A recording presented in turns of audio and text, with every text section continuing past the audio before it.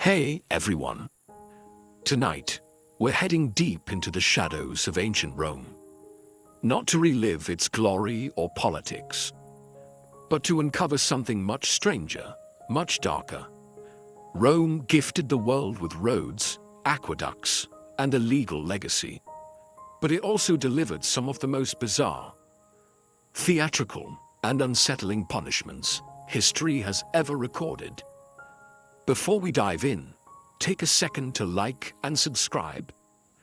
But only if you truly enjoy the content I share here. Drop a comment with where you're watching from and what time it is where you are. I always love seeing how global this little community is. Now, dim the lights. Maybe switch on a fan for a little ambient hum. And let's gently slip into tonight's story together. Vestals buried alive, the high price of virginity. In ancient Rome, the Vestal virgins were the spiritual equivalent of national Wi-Fi. If they went down, everything went wrong. These women were handpicked before puberty to serve the goddess Vesta, keeper of the eternal flame. Their job? Keep that sacred fire burning, and more importantly, stay away from men. For 30 years. Now, breaking a vow of chastity in ancient Rome wasn't just frowned upon, it was treated like detonating a nuke in the middle of the Senate. If a Vestal was caught fooling around, the punishment was literally being buried alive. Yes, alive. Not metaphorically cancelled, not sent to the naughty corner, straight up entombed underground. Why buried and not, say, executed with a sword like a normal ancient crime? Simple. Romans believed you couldn't spill a Vestal's blood, it would offend the gods. So they found a delightful loophole. Dig a pit, lower her in with a flickering oil lamp, a little bread, and a pitcher of water. Because hey, hydration matters. And then seal her in. Voila, no blood, no mess, no divine tantrums. The poor girl would lie there in the dark, thinking about her life choices while Rome dusted off its hands and moved on. You'd think the guys she got caught with would suffer the same fate, but nah. They were usually whipped to death in public.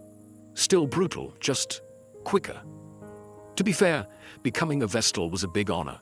You got front row seats at the games, traveled in fancy carriages, and even had the power to pardon condemned prisoners with a single word. But all of that came with one little catch.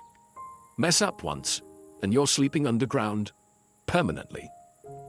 And yes, Rome took it that seriously. One famous Vestal, Cornelia, was accused during Emperor Domitian's reign. Before being sentenced, she reportedly shouted, "Does Caesar think I've had sex with a god then? Because no mortal man touched me." Bold move. Didn't work. So if you're ever feeling overwhelmed by your job, just remember, at least your boss isn't threatening to bury you in a hole with some stale bread and a dusty oil lamp. Rome, where HR policies were written in stone, and fear, poena culae, death in a sack, with animal roommates. Ah, ancient Rome, the birthplace of philosophy, architecture, and punishments that sound like fever dreams. Let's talk about poena culae, which translates to penalty of the sack. And no, this isn't some quirky medieval game show. It's what happened if you committed the ultimate Roman taboo, killing your father. Romans didn't just slap you with a fine or toss you in jail. No. If you murdered dear old dad, they gave you the deluxe punishment package, starring you and 4 unfortunate animals. First, the Romans would tie your hands, maybe give you a moment to reflect on your life choices. Spoiler, you'd made bad ones. Then sew you into a large leather sack.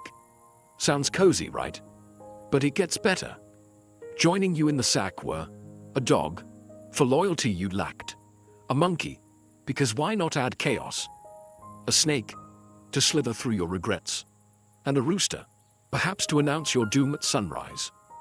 Then the sack, now bursting with bad decisions and animal rage, was hurled into a river, ideally a deep one. The result? A flailing, yelping, screeching, hissing blender of panic and poetic justice. No one really knows why these specific animals were chosen, but historians think it was symbolic. Dogs represented family, monkeys chaos, snakes deceit, and roosters' vigilance. Basically, your sins made flesh and feathers. Can you imagine the moment inside that sack? You're being headbutted by a monkey while a snake coils around your leg, the dog's losing its mind, and the rooster thinks it's a Tuesday. If this sounds like the worst escape room ever, you're not far off. The punishment was rare, thankfully. But Rome revived it occasionally just to make a point. Usually under emperors who loved the theatrical. It wasn't just about killing the criminal. It was about making a statement, and maybe traumatizing a few spectators while they were at it. So next time your dad makes a lame joke or forgets your birthday, just be glad you weren't born in Rome. Back then, patricide didn't mean therapy. It meant sack time with the serpent circus. Crucifixion. But upside down, flipping the script on suffering. When we hear the word crucifixion, most of us think of one thing: a wooden cross, a slow, agonizing death, and a warning to anyone watching not to mess with the state. It was Rome's signature punishment, brutal, public, and humbling.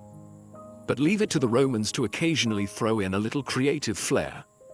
Enter the inverted crucifixion. Yes, upside down. Because apparently, dying upright wasn't humiliating enough.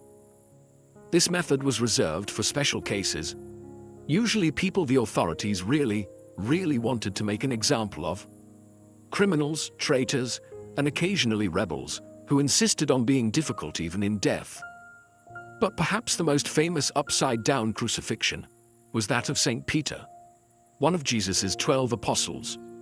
According to tradition, when Peter was sentenced to die by crucifixion under Emperor Nero, he made a strange request. "Crucify me upside down. I'm not worthy to die like my Lord." And Rome, being the efficiency machine that it was, said, "Sure, why not?" Now here's where things get a little intense. Crucifixion was already one of the worst ways to die, combining asphyxiation, blood loss, and total public humiliation. But flipping the body changed the dynamic. Blood rushed to the head. Muscles strained in unnatural ways. Breathing became nearly impossible. And it hurt. A lot. Think of it like this. It's the difference between sitting through a boring lecture and sitting through that lecture upside down while someone drives nails into your ankles. Not quite the same vibe. But this wasn't just about suffering. It was about symbolism. An inverted cross became, ironically, a symbol of humility. Peter's choice was meant to show reverence, not rebellion. Unfortunately, that image later got co-opted by horror movies and metal bands, giving it a very different PR spin. The Romans, they didn't care about the symbolism. For them, it was about sending a message. Cross us, and we'll make your death as weird and memorable as possible. So the next time you're hanging out, hopefully not literally, remember that ancient Rome could turn any punishment into performance art. Upside-down crucifixion wasn't just death. It was death with dramatic direction. Decimation, the original team-building exercise with a twist of trauma. When you think of a motivational speech, you might picture a coach yelling, "We win together, we lose together." But in ancient Rome, the phrase could easily have been, "We march together," or "1 in 10 of you dies." Welcome to the charming world of decimation, a military punishment so brutal, it makes modern boot camp look like a spa day. Here's how it worked. If a Roman unit showed cowardice in battle, tried to desert or mutinied, the commander had a nuclear option. Not in the explosive sense, more like the psychological warfare sense. The entire group would be lined up, and every 10 soldiers would draw lots. The lucky one, he got beaten to death by his 9 comrades, with clubs, stones, or whatever was nearby. Yes, you heard that right. Not only did you face death, you also had to kill your buddy, the guy you probably just shared wine and bread with the night before, all to prove loyalty to Rome. It was like Survivor, Roman Legion edition, except nobody won immunity, and everyone left traumatized. And don't assume they got a break afterward. The 9 survivors didn't get high fives and a long weekend. Nope. They were given barley instead of wheat for rations, a Roman way of saying, "We're disappointed in you," and forced to camp outside the fort's safety. The logic behind decimation was cold but effective. If you feared your own comrades more than the enemy, you'd think twice about running away. And oddly, it worked. Roman discipline was legendary, and decimation kept soldiers marching in line, even if they had to step over a few bodies to do it. One of the most infamous uses of decimation was by Crassus, the wealthy general who formed a triumvirate with Julius Caesar and Pompey. After a humiliating defeat in the Spartacus slave revolt, he decimated a disgraced unit. Because nothing says, "We're back on track," like a casual in-house massacre. So next time your boss says, "We need to boost team accountability," just be glad you're not living under Crassus. In Rome, failure wasn't just punished, it was distributed. The fork of heretics, a medieval neck workout. Nobody asked for. Let's say you lived in ancient Rome, or more accurately, the later Roman Empire, during those twilight centuries when things got weirder, darker, and way more obsessed with heresy. You spoke out against the church or challenged some sacred belief. Rome didn't just scold you. It gifted you an accessory you'd never forget, the fork of heretics. Picture this, a metal rod with two prongs at each end. One end pointed up under your chin, the other jammed right into your upper chest. A miniature trident sandwiching your neck. Sounds uncomfortable? Oh, we're just getting started. Once this lovely device was strapped on, you were forbidden to move your head at all. Look down. Stabbed. Nod off. Stabbed. Try to whisper a heretical thought to the guy next to you. Stabbed by your own collar. It didn't draw blood, at least not at first. That was the genius. The fork wasn't meant to kill you. It was meant to exhaust you. Mentally, physically, spiritually. You'd be left standing sometimes for days, straining every muscle just to avoid impaling yourself. It was like playing a game of don't move, where the prize was not slowly skewering your own throat. And while we call it the fork of heretics, it was also used on blasphemers, witches, suspected liars, and anyone who annoyed a bishop before breakfast. It was versatile torture, custom fit for silence, stillness, and soul-shattering discomfort. To make things even more theatrical, the fork sometimes had little Latin inscriptions engraved on it. Things like, "I renounce my sin," or "I am guilty." Because nothing boosts your confession like being slowly impaled by typography. What's wild is that this punishment wasn't even one of Rome's most extreme. It was more of a starter pack for sinners.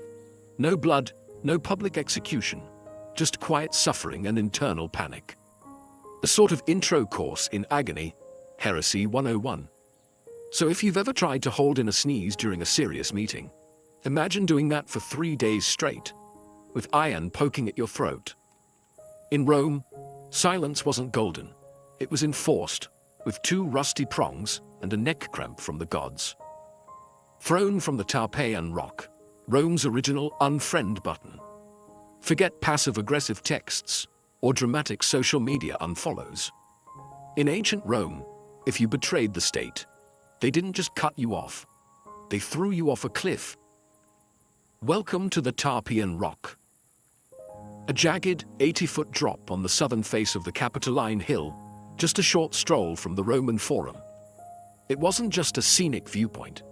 It was where the Republic took out the trash, by launching traitors straight off it. And yes, it was just as theatrical as it sounds. Now, the rock got its name from Tarpeia, a Roman girl who betrayed the city to enemy Sabines in exchange for what she thought would be shiny gold bracelets. The Sabines, ever the literal thinkers, crushed her with their shields instead, technically fulfilling the deal. Her body was tossed from the cliff, and the rock was named in her honor. Moral of the story: don't trust invaders or vague payment plans. But after that, the Tarpeian Rock became Rome's favorite tool for dealing with traitors, corrupt officials, false witnesses, and anyone who made the state go, "Yeah, this one needs dramatic punishment." No hanging, no sword, just a short flight and a sudden stop. The condemned were often stripped, paraded, and then marched to the edge, where gravity handled the sentencing. And yes, there was usually a crowd. Nothing like a good old-fashioned execution to spice up market day. It was public, it was final, and it was symbolic. You weren't just dying, you were being removed from the city, physically and spiritually. The ultimate cancel culture, Rome edition. Interestingly, the rock sat just a stone's throw away from the temple of Jupiter, which meant that if you lied to the gods or the state, your final moments included a front-row view of heaven. Briefly. Over time, more elaborate punishments came along. Lions, crucifixions, burning tunics. But the Tarpeian rock remained a classic, elegant in its simplicity, brutal in its message. So next time someone says, they really threw him under the bus, remind them, the Romans did it first. No wheels, just stone. And betrayal, echoing through the hills. Damnatio ad bestias, death by lion, applause, optional. Welcome to the Colosseum. Stone, sweat, and 50,000 roaring fans. Ancient Rome's version of cable TV. Today's main event? Damnatio ad bestias, or as we call it, being fed to wild animals while everyone eats snacks. This punishment, meaning condemnation to the beasts, was Rome's go-to for criminals, traitors, prisoners of war, and, most tragically, Christians who wouldn't bow to imperial gods. And make no mistake, this wasn't just about death, it was about spectacle.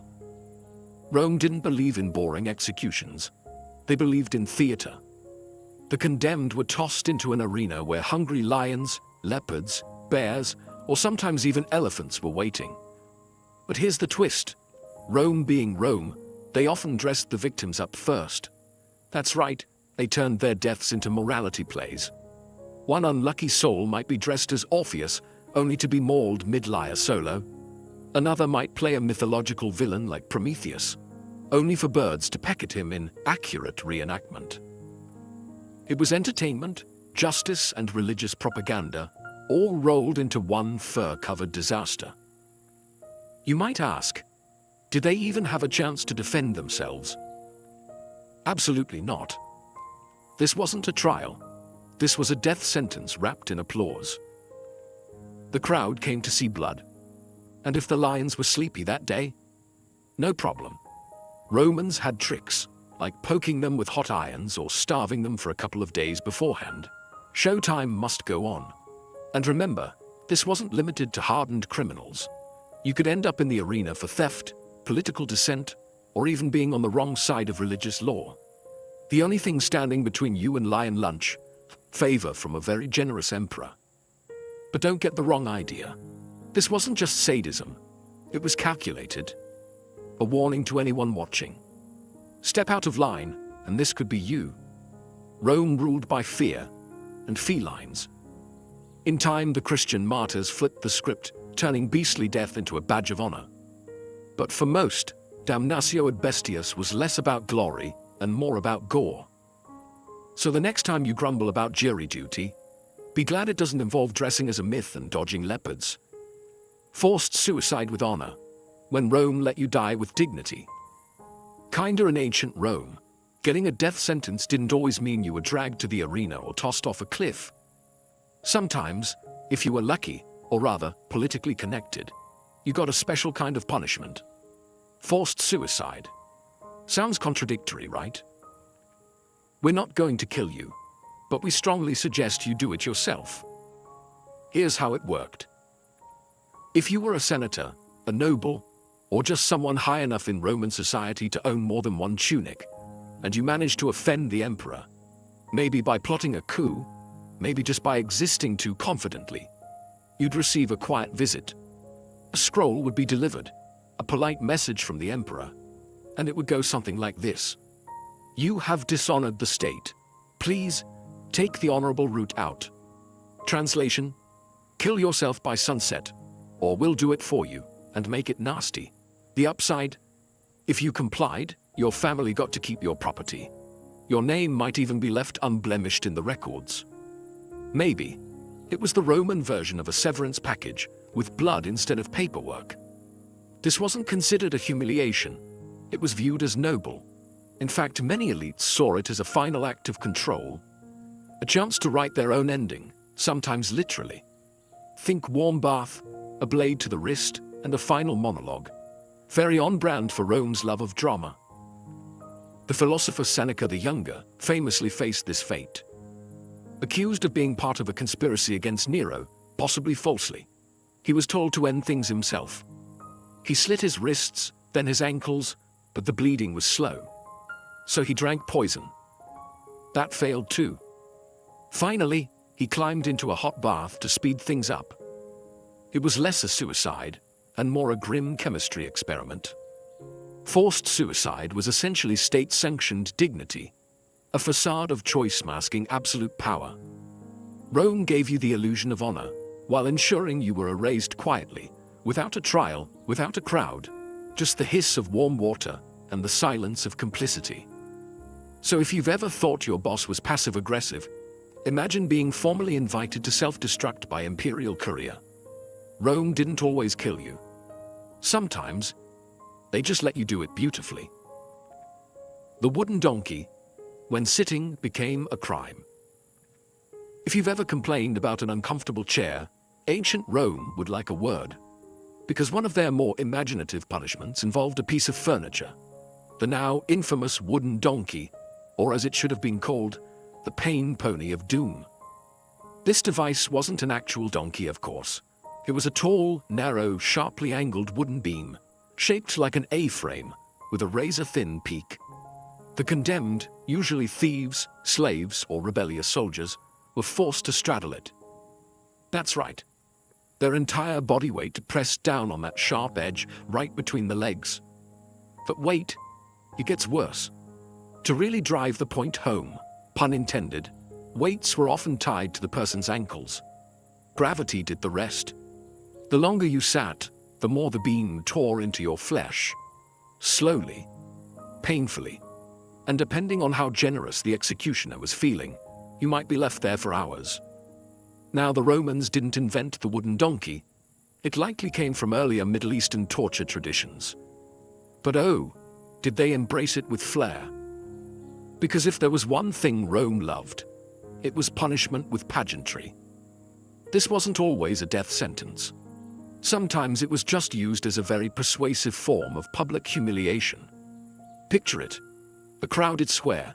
A merchant caught cheating customers, now wailing atop the donkey while kids laughed and vendors sold snacks. It was pain, performance, and a life lesson all in one. Even worse, Roman generals sometimes used it as field discipline. Soldiers who disobeyed could find themselves straddling the donkey as a reminder to follow orders. Because nothing says morale booster like internal bleeding. And yes, there were occasional modifications. Some donkeys were metal, some had spikes. One record even mentions a heated version, because apparently Rome was taking feedback and innovating on the fly. It was humiliating, it was brutal, and it turned the simple act of sitting into a punishment that could scar you for life, physically and mentally. So the next time your office chair feels a bit stiff, just remember, at least it's not a sharp triangle, and no one's tying rocks to your feet. In ancient Rome, bad posture wasn't your biggest problem. The furniture was. Branding the face, when your mugshot was permanent. In a world without ID cards, background checks, or Google searches, ancient Rome had a simple solution for keeping track of criminals. Just burn it onto their face. Yes, we're talking about branding. Not the kind companies do with logos, but the kind where your actual forehead becomes a crime label.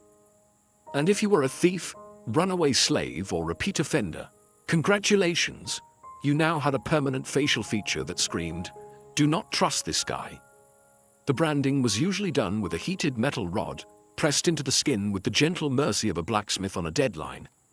Letters like F for fur, thief, or C for calumnia, false accuser, were scorched onto your forehead or cheek.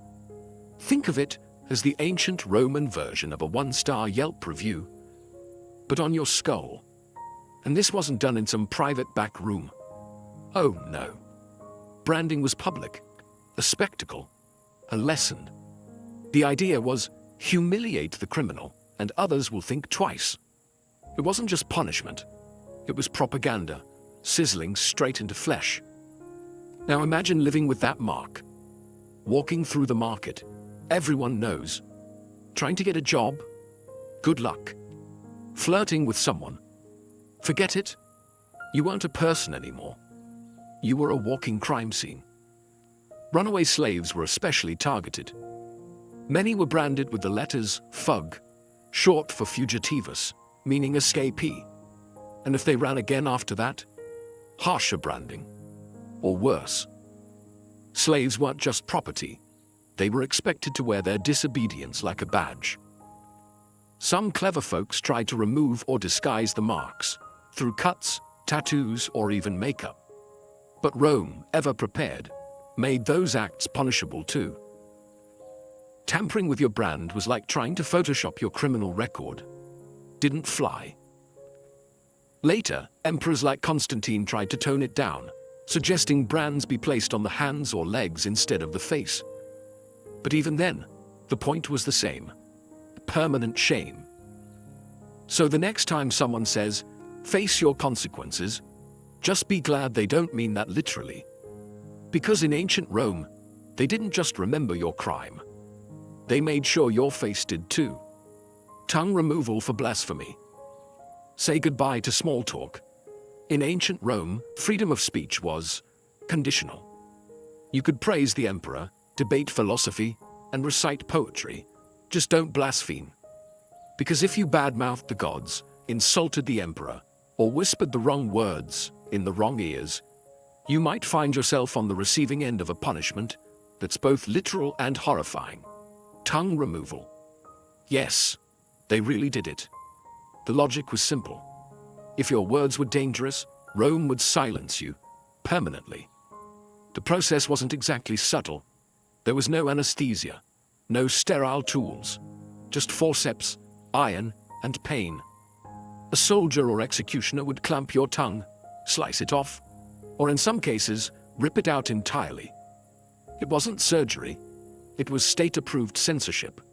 And it wasn't always about religion. Sure, blaspheming against the gods was a fast track to punishment, especially if you mocked Jupiter in public or questioned the sacred fires. But often, blasphemy meant speaking out against the emperor or the empire's moral order.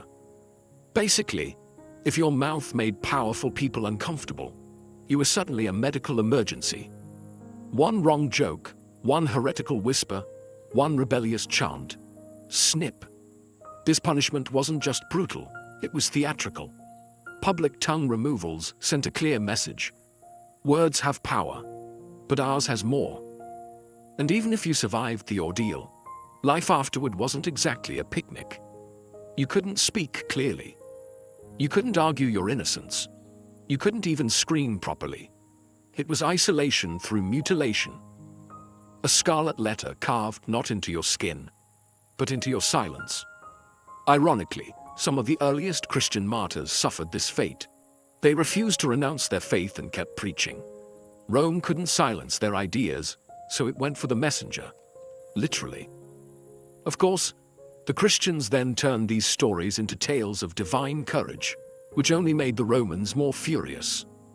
If you're thinking this sounds extreme, remember, Rome was obsessed with control, and there's no better way to control a person than by cutting out their voice. So next time someone tells you to hold your tongue, be thankful it's just a figure of speech. Because in ancient Rome, they meant it. Breaking on the wheel, when your bones became art. If you thought the Romans were running out of creative ways to destroy a person, allow us to introduce the wheel, also known as the breaking wheel, or for those with a dramatic flair, the Catherine wheel, named later in medieval times. It was less an execution and more a macabre sculpture session using the human body as raw material. Here's how it worked.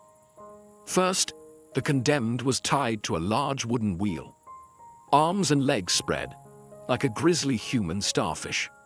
Then, an executioner armed with a heavy iron bar would begin the real work, smashing the limbs, one by one, slowly, deliberately. The goal wasn't to kill right away. Oh no. The goal was to shatter the bones while keeping the victim alive, snap the arms, crush the thighs, twist the ankles so they no longer looked like ankles. The body would fold unnaturally, becoming a grotesque display of pain and precision. But the pièce de résistance. The broken body was then woven through the wheel's spokes, limbs bent and threaded like a nightmarish macrame project. Sometimes the wheel was hoisted up on a pole, like a flag of warning. Other times, it was left to spin gently in the wind. Because why not add ambiance? This wasn't just about punishment. It was public messaging. Breaking on the wheel was used for crimes considered especially vile, like murder, treason, or highway robbery. It said to the crowd, "This is what happens when you step too far out of line." And you didn't just die. You decayed in full view. Survivors? Rare.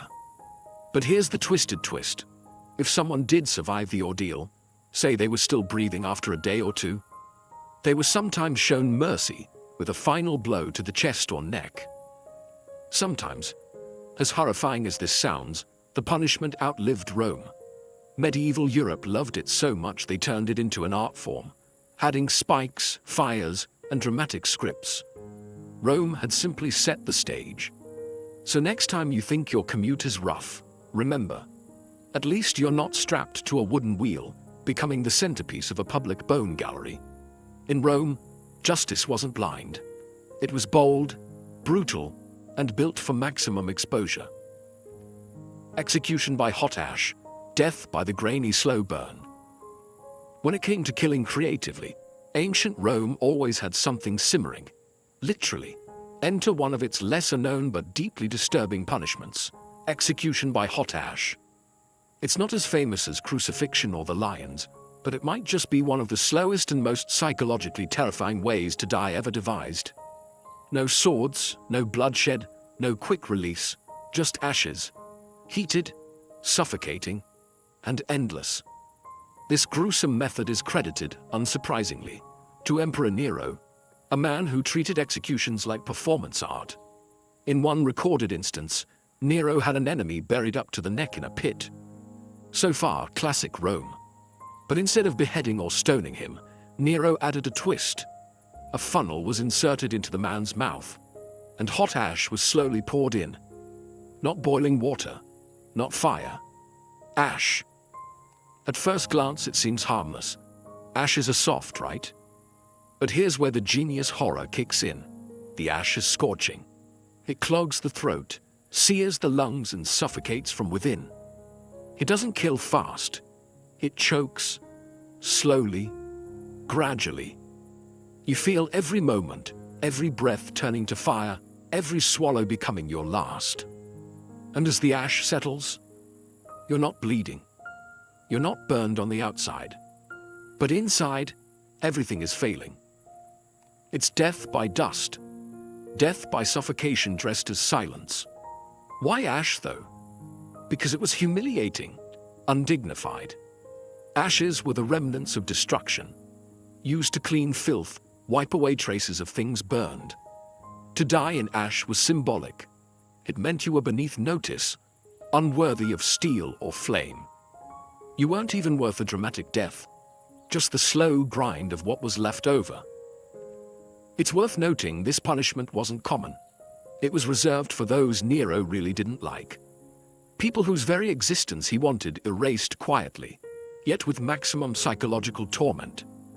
And to the crowd, it didn't look like much. No blood, no screams, just a man in a hole, and a trickle of grey dust. So the next time someone tells you, ashes to ashes, dust to dust, remember that in Nero's Rome, that wasn't just poetic. It was protocol. The tunica molesta, Rome's deadliest wardrobe malfunction. In ancient Rome, fashion didn't kill, unless you were wearing the tunica molesta, or as we might call it, the flammable death robe. Picture this. You're led into an arena or strapped to a stake, and instead of chains or ropes, the executioner approaches you with a tunic. Oh good, you think. At least they're giving me something to wear. Then you notice it's dripping, not with water, but with pitch, tar, and oil.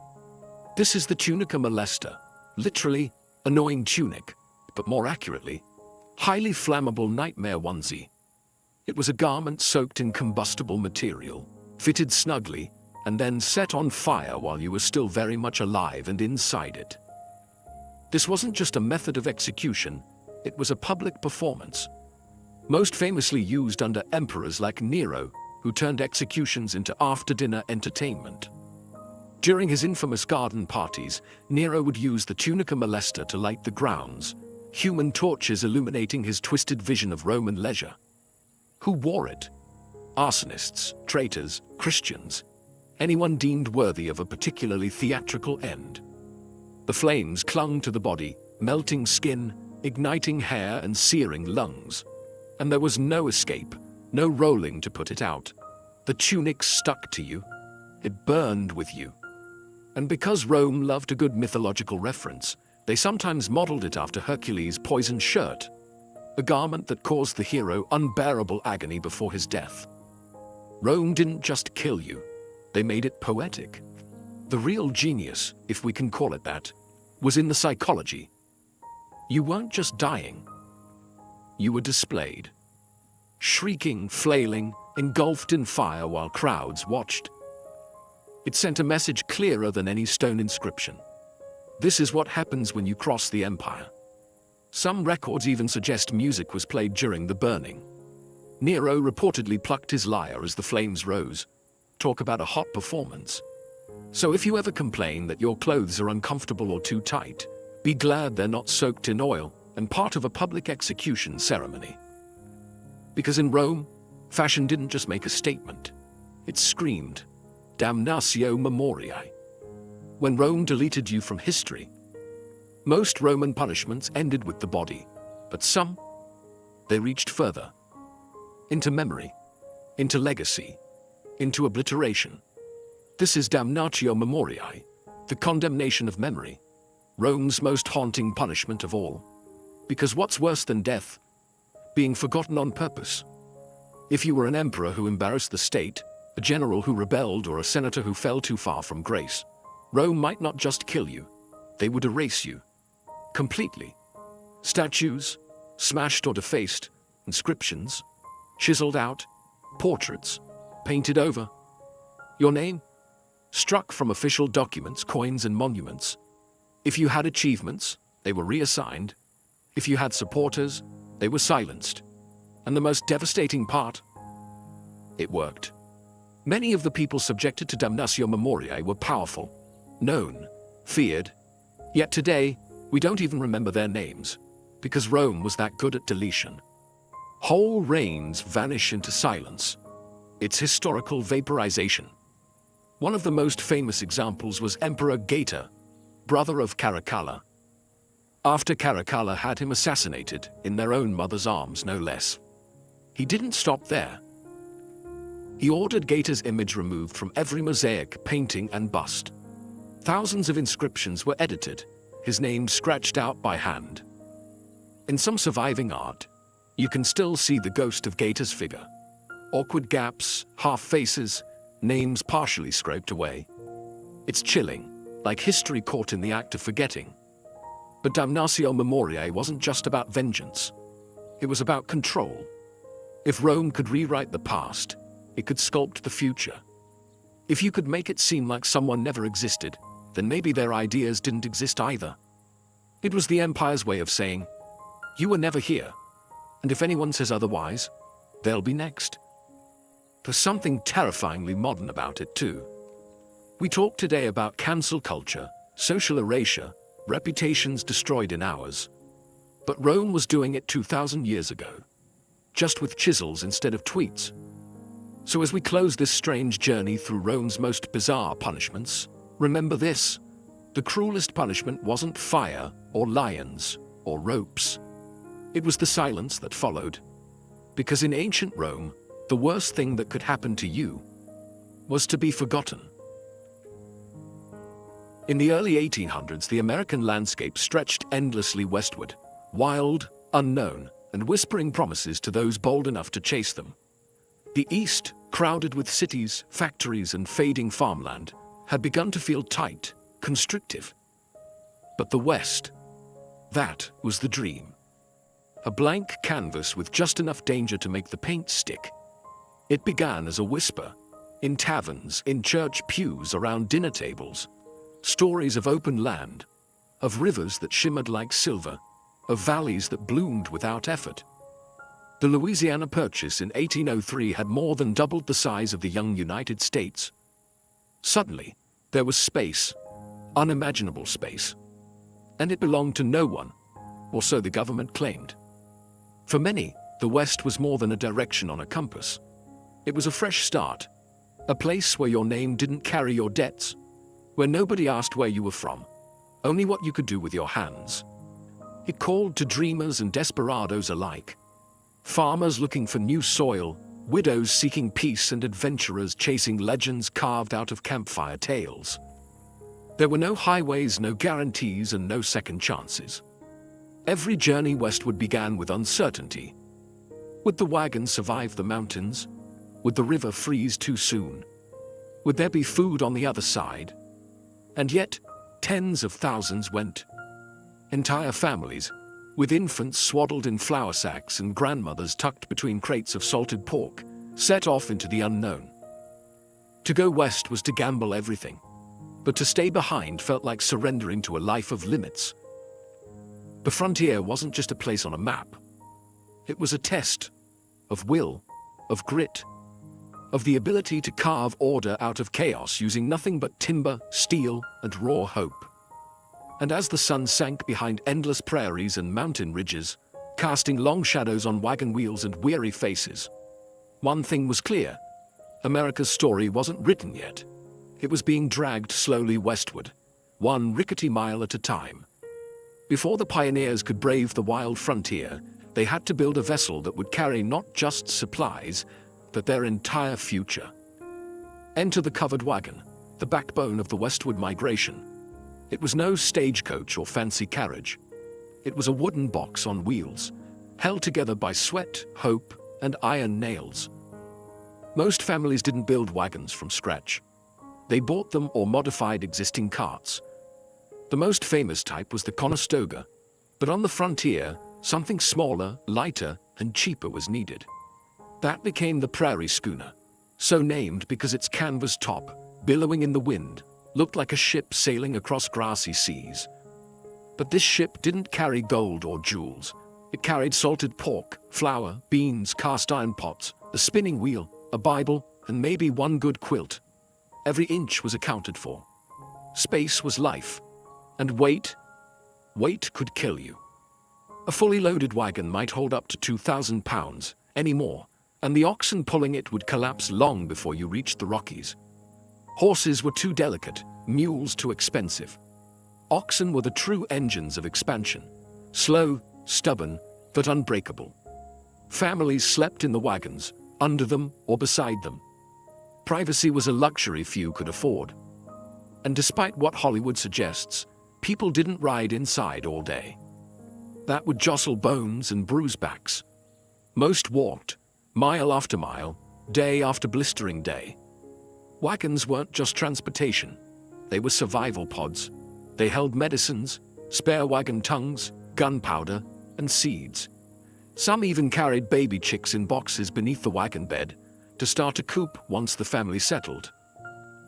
And yet, for all their practicality, wagons were also symbolic. They were hope on wheels.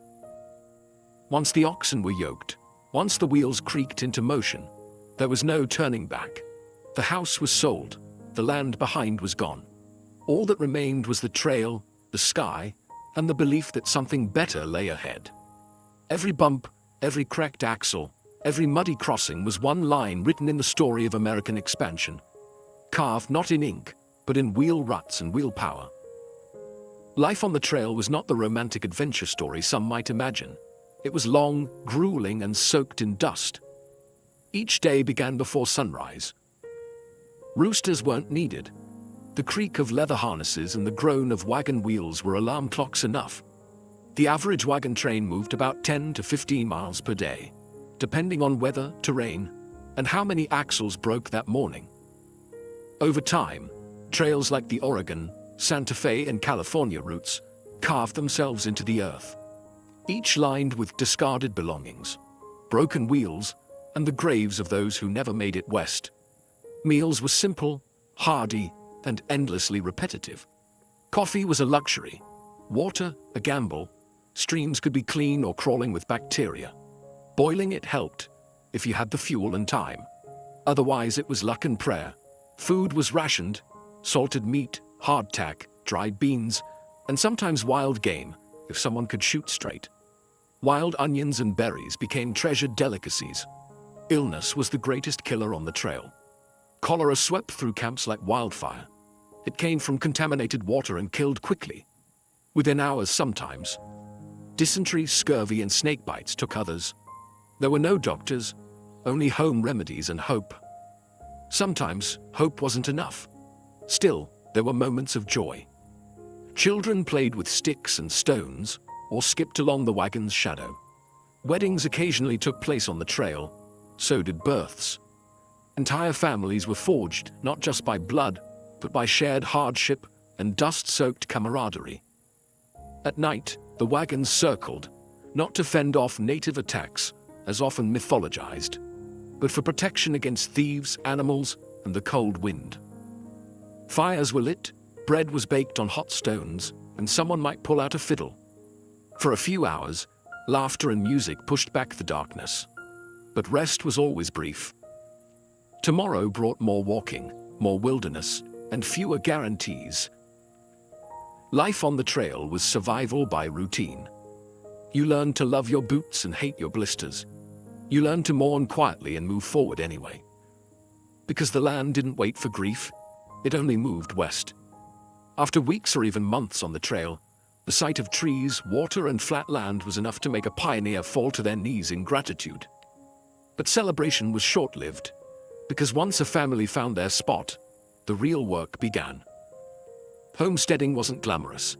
There were no pre-built homes waiting, no fences, no roads, just open land and the ticking clock of the seasons. The first priority: shelter. Usually a one-room log cabin, barely large enough to hold the family that built it. Tools were limited, and every log had to be felled, trimmed, and hauled by hand or oxen. No chainsaws, no blueprints, just axes, grit, and guesswork. Most cabins had dirt floors, which turned to mud in the rain and froze solid in winter. Windows were often just holes covered with animal hide or greased paper to let in light while keeping out the worst of the cold.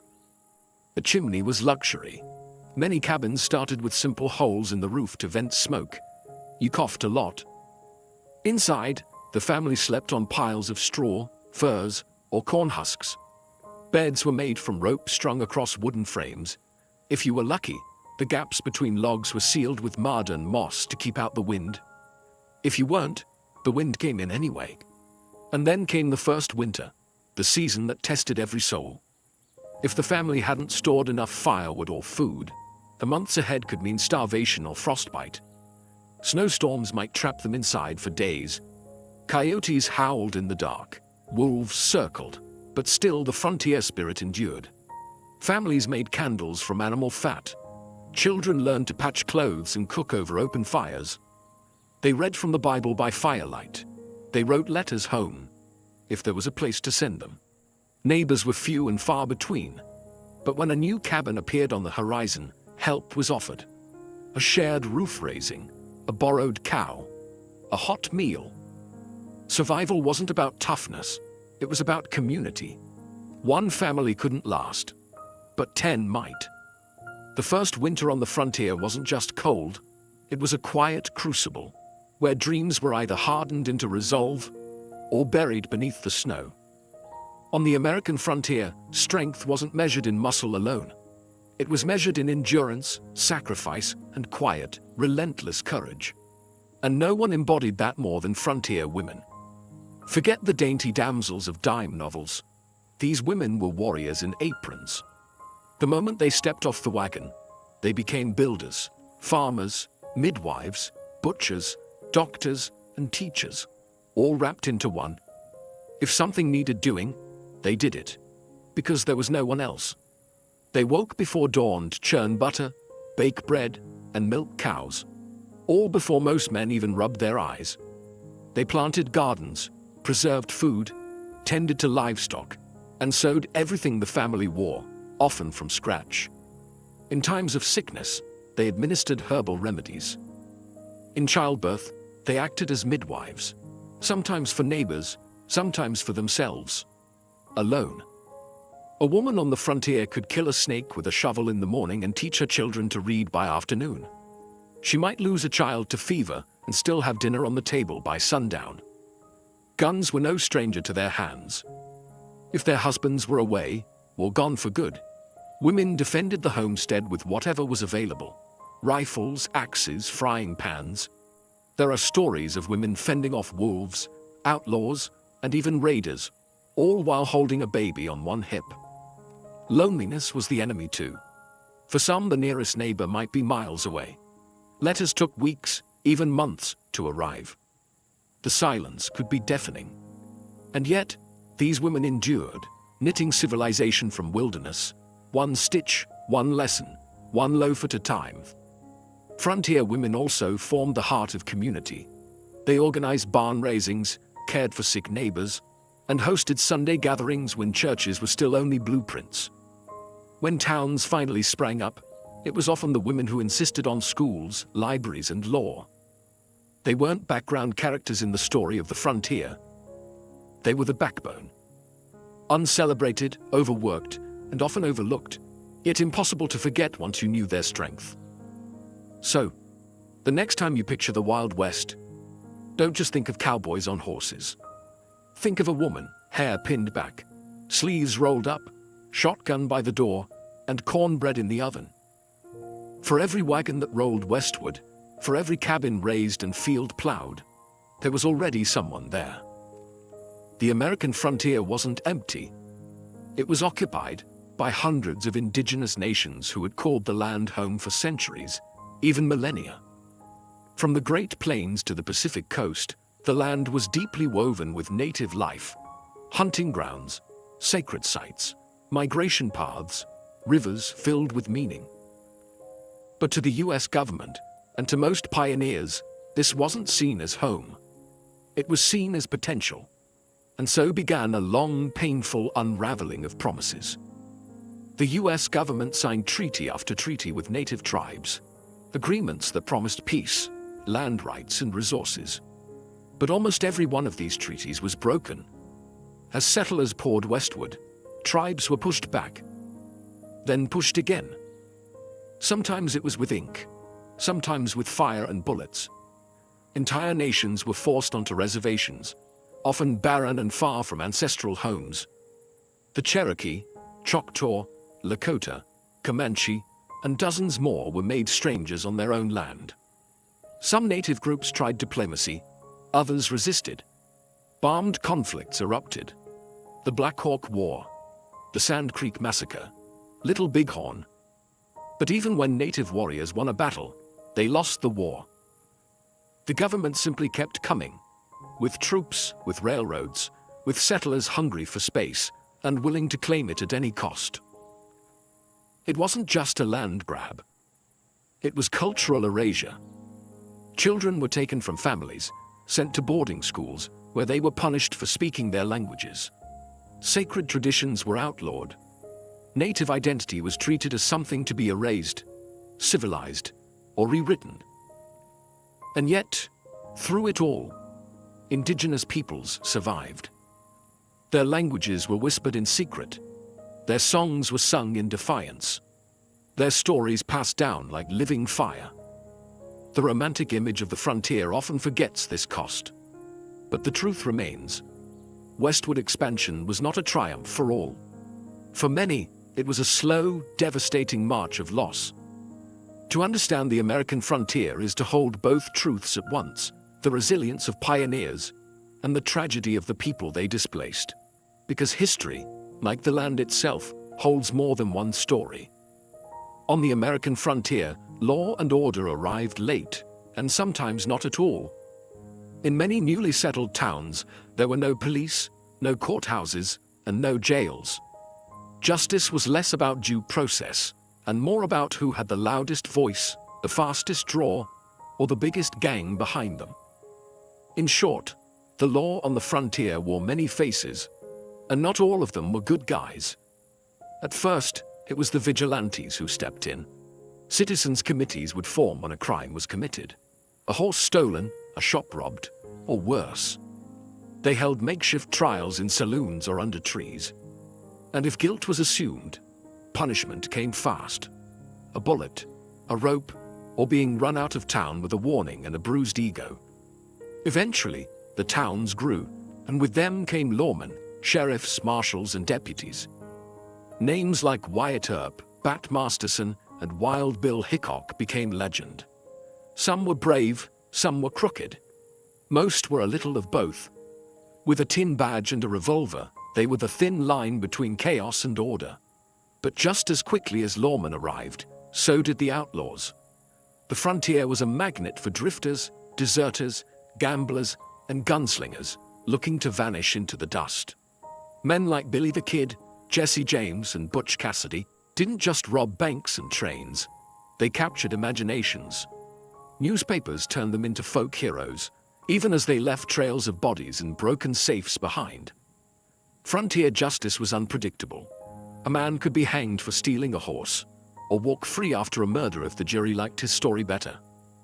Bribes worked. So did threats. And sometimes, justice was just revenge in a fancier hat. Even the courtroom, when it existed, was often little more than a general store with a judge who also ran the hardware counter. Despite the chaos, or maybe because of it, frontier communities slowly built systems of law. Judges replaced vigilantes.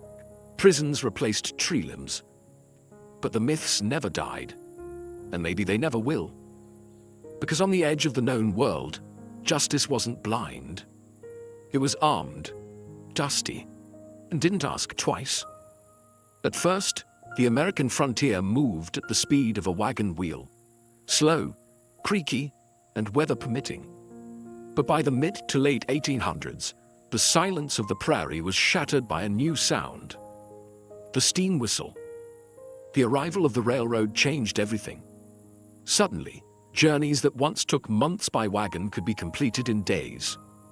The Transcontinental Railroad, completed in 1869, connected east to west in a steel embrace that transformed the frontier from wilderness into a corridor of commerce. Settlers flooded in. Towns popped up overnight beside new depots.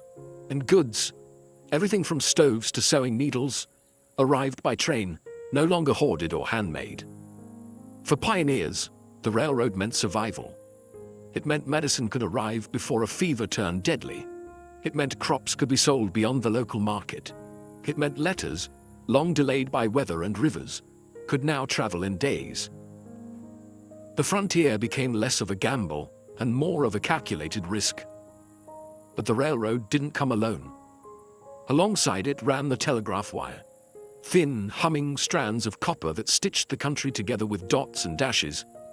The telegraph gave the frontier something it had never had before. Instant communication. A rancher in Wyoming could get news of a presidential election within minutes.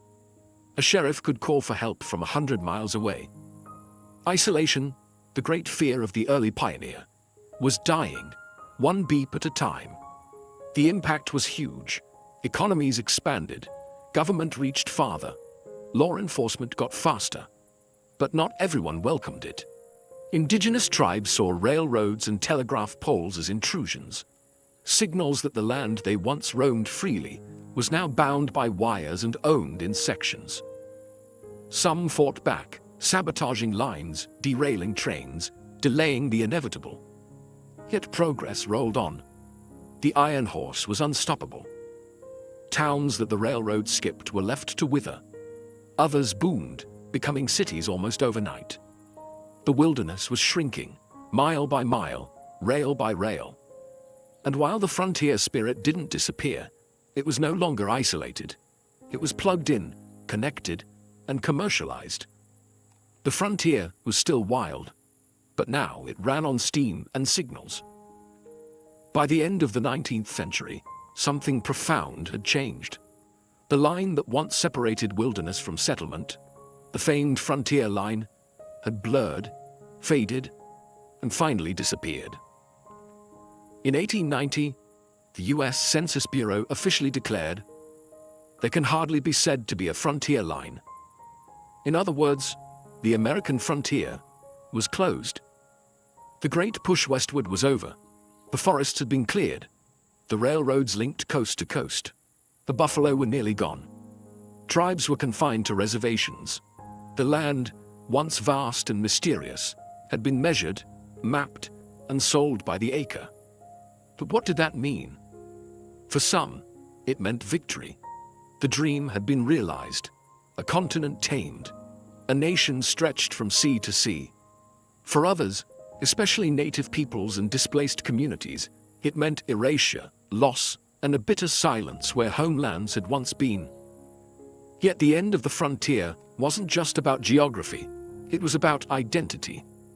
The rugged individualism, the myth of the lone pioneer, the campfire stories of heroism and hardship, these didn't vanish. They became legend. Writers like Frederick Jackson Turner argued that the frontier had shaped the very soul of America, its democracy, its grit, its restlessness. The frontier taught Americans to adapt, to survive, to rely on themselves and their neighbors. It gave birth to the cowboy, the log cabin president, the gold rush prospector. All icons woven into the fabric of national myth. But the reality was messier. The frontier was sweat, dirt, disease, and death. It was brave and brutal, hopeful and unjust. It was full of contradictions, and its legacy remains a reflection of that tension. Today the frontier lives on, not in geography, but in spirit, in the idea that pushing into the unknown, whether it's land, science, or space, defines what it means to be American. The wagons no longer roll. The cabins are museums. The trails are highways. But if you listen closely, you can still hear echoes in the prairie wind, carried on stories passed down from those who dared to go farther. The American frontier didn't vanish. It became the foundation. Nimrum. Before there were instruments, there was rhythm. The beat of a foot on earth, the clap of two hands, the thump of a heart in a quiet chest. Music did not begin with wood or string or bone. It began with the body. It began with breath. Tens of thousands of years ago, long before writing, agriculture, or architecture, early humans found something extraordinary in sound.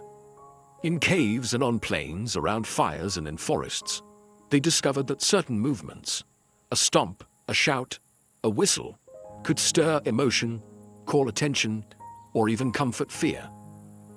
Music, it seems, is not a cultural invention. It is a biological instinct. Imagine a small group of hunter-gatherers huddled in the flickering light of a fire. One begins to hum, a low rising tone. Another claps in rhythm. A third starts to mimic bird calls. There are no words, just sound. And in that moment, they are no longer just individuals surviving the elements. They are connected. They are human. Before the flute, before the drum, sound itself was sacred. Many anthropologists believe that early music may have emerged from imitation, copying animal calls for hunting or mimicking natural sounds to communicate across distances. But at some point, these sounds crossed the line from utility to expression. A rhythm became more than a signal. It became a language of emotion. A hum became a lullaby. A scream became a song. There's a theory that music came before language, or at least alongside it. That before we spoke, we sang. Infants even today respond more instinctively to tone and melody than to speech. Something about pitch, rhythm, and vibration is hardwired into us. We didn't just invent music, we remembered it. And perhaps most beautifully, these first sounds weren't reserved for the elite or the gifted. They were universal, a shared experience of early humans across continents. Music was made in Africa, Asia, Europe. Anywhere there were voices and hands and something to strike or shake. Before the first flute was carved from bone, before strings were stretched and drums were skinned, humans already knew sound could move the soul. And that was just the beginning. In the chill of Ice Age Europe, where mammoths roamed and glaciers carved the land, a quiet revolution took place, not in tools or fire, but in sound. Somewhere in a cave, an early human picked up a hollow bird bone, bored a few holes into it, and blew. Out came a tone, pure, haunting, intentional. This was no accident. This was the birth of the musical instrument. Archaeologists have uncovered bone flutes dating back over 40,000 years, making them some of the oldest known instruments on Earth. Found in sites like the Hohlfels cave in Germany, these flutes were made from vulture wing bones or mammoth ivory. Not easy materials to work with. But their makers took the time to carve finger holes at precise intervals, allowing for a range of notes. That precision tells us something profound. This wasn't random. It was music. Structured, repeatable, crafted for expression. Why did they do it? Perhaps the sound mimicked birdsong, a call to nature. Perhaps it accompanied rituals, marking the transition from life to death or the passage of seasons.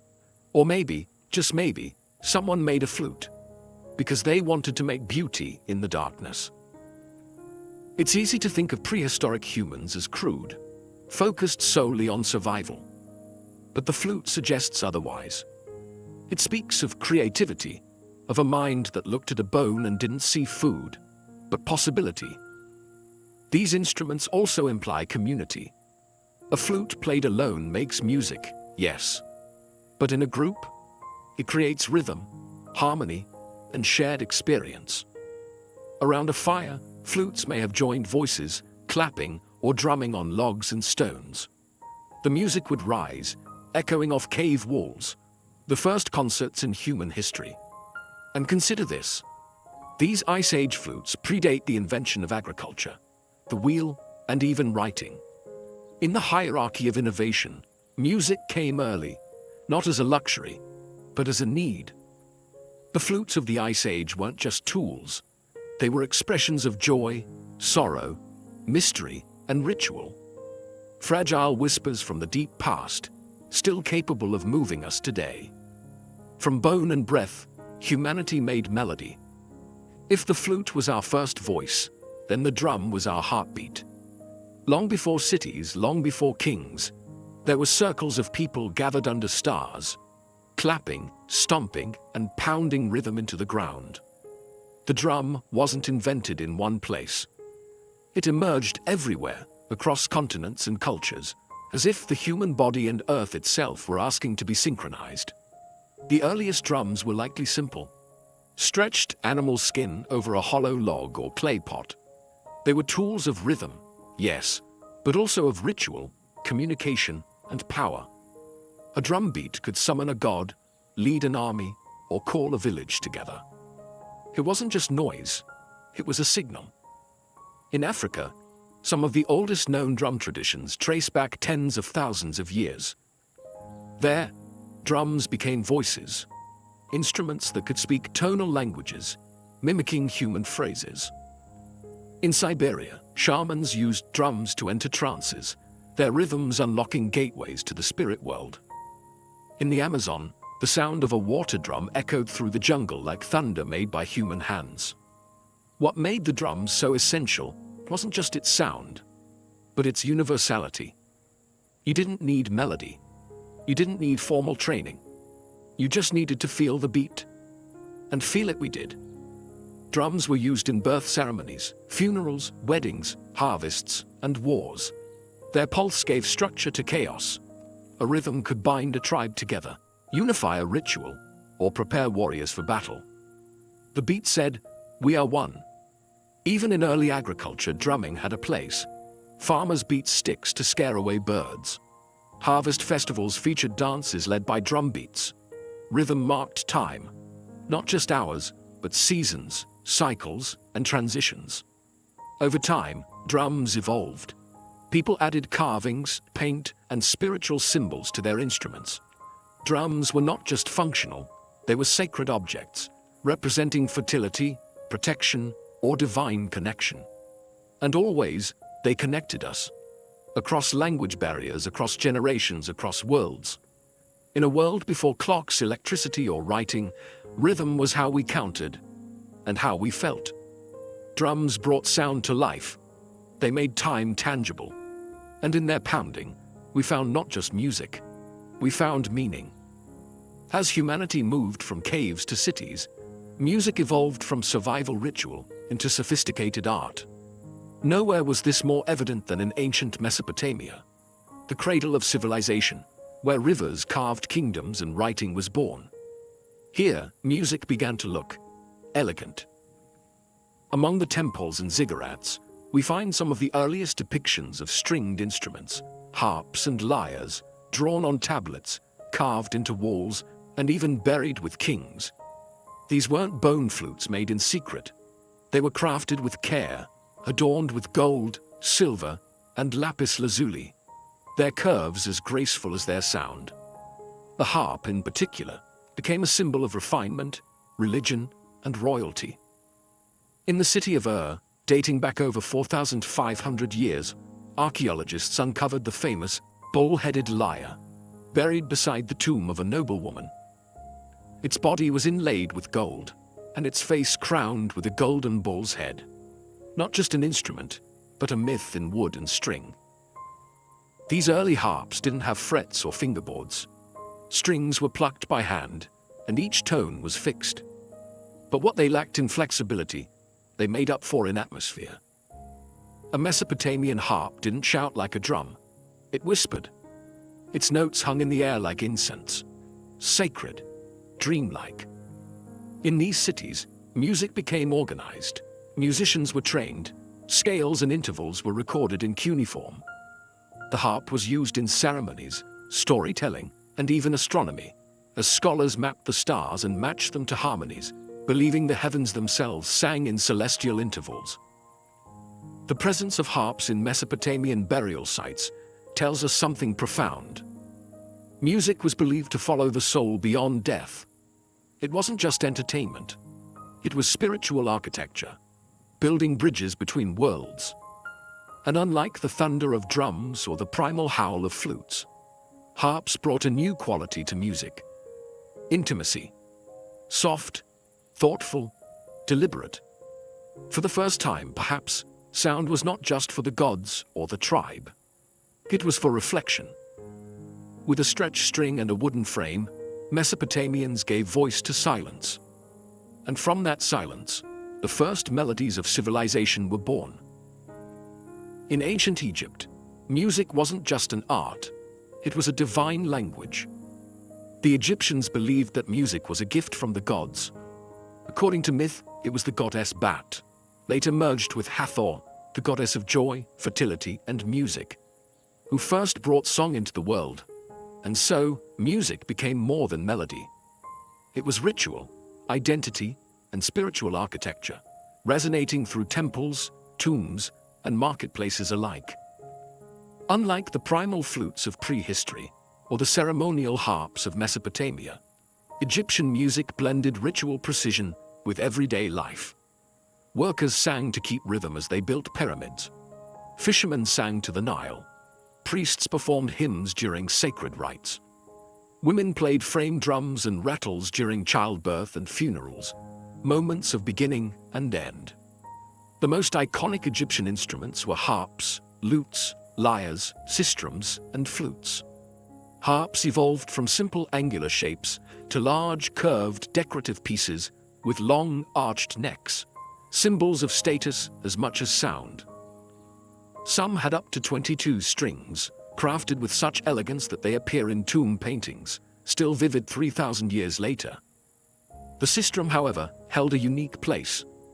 A type of rattle with metal rods that jingled when shaken, it was closely associated with goddess worship, especially that of Hathor and Isis. The sound wasn't meant for amusement. It was meant to awaken the divine, to shake off evil, and to protect the soul during ceremonies. Musicians in Egypt weren't always commoners. Some were priests or priestesses, serving in temples through music. Others were court musicians, entertaining pharaohs and foreign dignitaries with songs praising gods, kings, and legacy. Music also bridged worlds. In funerals, songs and chants guided the soul through the underworld.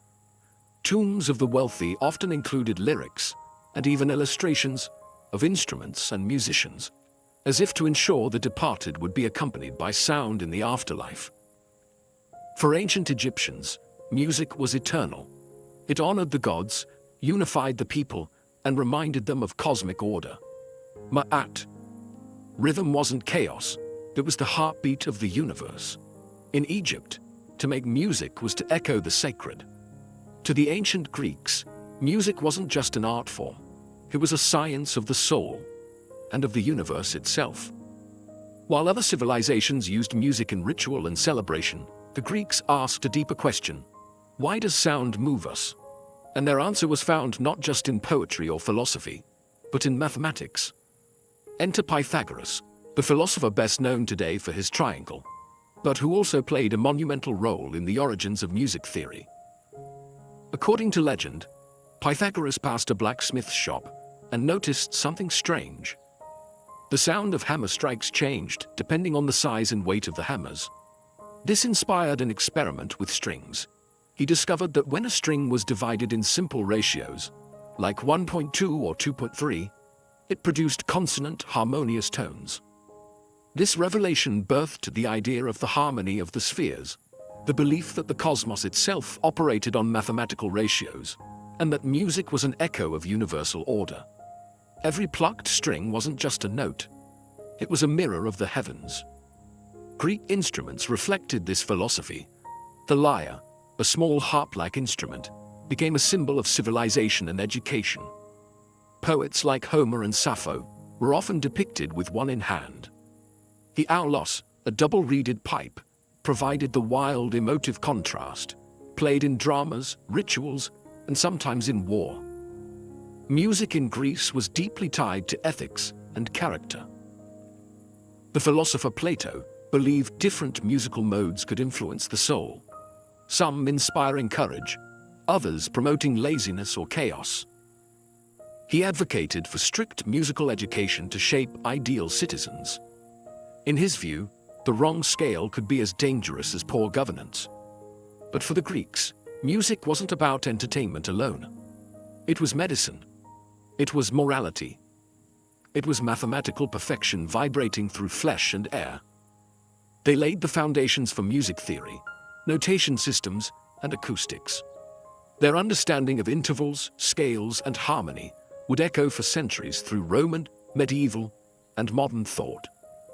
In Greece, music became more than sound. It became a bridge between reason and emotion, between numbers and beauty, a place where the soul could both calculate and soar. If Greece gave music its philosophy, Rome gave it volume. In the Roman world, music was about function, form, and force. It accompanied festivals, religious ceremonies, gladiator games, and most famously, the battlefield. Where the Greeks saw music as a bridge to the divine, the Romans saw it as a tool of order and empire. One of the most iconic instruments of Roman power was the cornu, a massive, curved brass horn shaped like a G and often taller than the soldier who carried it. The cornu wasn't for melody, it was for command. Its blast signaled troop movements, battle charges, and retreat orders across noisy battlefields. Roman generals didn't just shout, they orchestrated war. Alongside the cornu was the tuba, no relation to the modern one, a straight trumpet that could cut through the chaos of combat. Together, these instruments helped keep the Roman army, the most disciplined force in the world, moving in sync. Imagine tens of thousands of soldiers marching in time to the brassy, haunting calls of these ancient horns. It wasn't just organization, it was psychological warfare. But Roman music wasn't all military. In temples, TBA, double flutes, accompanied sacred rites. In arenas, music opened gladiator games, not unlike a modern national anthem before a sporting event. At banquets, lyres and hydraulis, an early water-powered pipe organ, created ambience for elite guests. Music flowed through Roman daily life like wine. Structured, performative, essential. They borrowed heavily from the Greeks, but reworked everything to fit their own ethos. Where Greece emphasized individual expression and introspection, Rome emphasized public spectacle and control. Music was entertainment and propaganda. And when Rome absorbed Egypt, Judea, Gaul, and beyond, it absorbed their sounds too. Roman music became a mosaic, blending African rhythms, Eastern melodies, and Mediterranean instruments into something vast and ever-evolving. Yet unlike Greek philosophers, Roman thinkers wrote little about the theory of music. They played it, used it, marched to it, but rarely analyzed it. For Rome, sound was a means, not a mystery. In the end, Rome didn't refine music, it amplified it, until even the farthest provinces heard the beat of the empire's drums. While the West marched to the rhythms of empire, the East was exploring something else, the soul of sound. In ancient India, music was not merely an art form, it was a path to the divine. Rooted in the Vedas, some of the oldest sacred texts in existence, Indian music began as chant. The Samaveda, in particular, was a collection of hymns designed not just to be read, but sung. These chants followed intricate melodic patterns called saman, meant to elevate consciousness and harmonize the universe. As Indian civilization evolved, so did its instruments. The veena, an early stringed instrument, became associated with Saraswati, goddess of knowledge and the arts. The mridangam, a barrel-shaped drum, kept time during sacred performances. Every note, every rhythm was tied to ragas and talas, melodic and rhythmic frameworks that were believed to evoke specific emotions, times of day, even spiritual states. Music wasn't for entertainment. It was discipline, meditation, a way to balance inner energies and touch the eternal. Meanwhile, in ancient China, music was equally sacred, but also political. The legendary Emperor Shun, one of China's mythical 5 emperors, was said to have harmonized the empire through music. Chinese philosophy, especially Confucianism, held that proper music led to moral behavior and social order. The right notes created harmony not just in the soul, but in the state. Instruments were carefully designed to reflect cosmic balance. The guqin, a 7-stringed zither, was played in solitude by scholars and sages. Its soft, meditative tones, meant to reflect introspection and virtue. The sheng, a mouth-blown reed instrument, symbolized unity through its many pipes working as one. The bianzhong, a set of bronze bells, was used in royal courts to represent hierarchy and ritual structure. Chinese music was tuned to precise mathematical intervals that matched natural cycles, aligning humanity with the heavens. In both India and China, music was not separate from life. It was life, a mirror of the cosmos, a code of discipline, a sacred pulse. While Rome used music to conquer, the East used it to commune. With the divine, with nature, with the self. From the thrum of bone flutes in Ice Age caves to the shimmering strings of Mesopotamia. From Egyptian sistrums that summoned gods to Chinese zithers that calmed emperors. Music has always been more than entertainment. It is a language without borders, a force that predates empires and outlasts them. But why has music endured when so many other inventions have faded? Because music speaks directly to something we can't explain. The emotional center of our being. It comforts, warns, excites, unites, mourns. It's what a lullaby offers to a crying child. What a funeral drum says when words fall short. What a national anthem stirs before a battle or a game. Music is intuitive. A melody from the Andes can move someone in Africa. A drum beat from a Polynesian island might feel familiar to someone in Scandinavia. It's not the notes we recognize. It's the feeling they carry. And music is flexible. It adapts. It absorbs.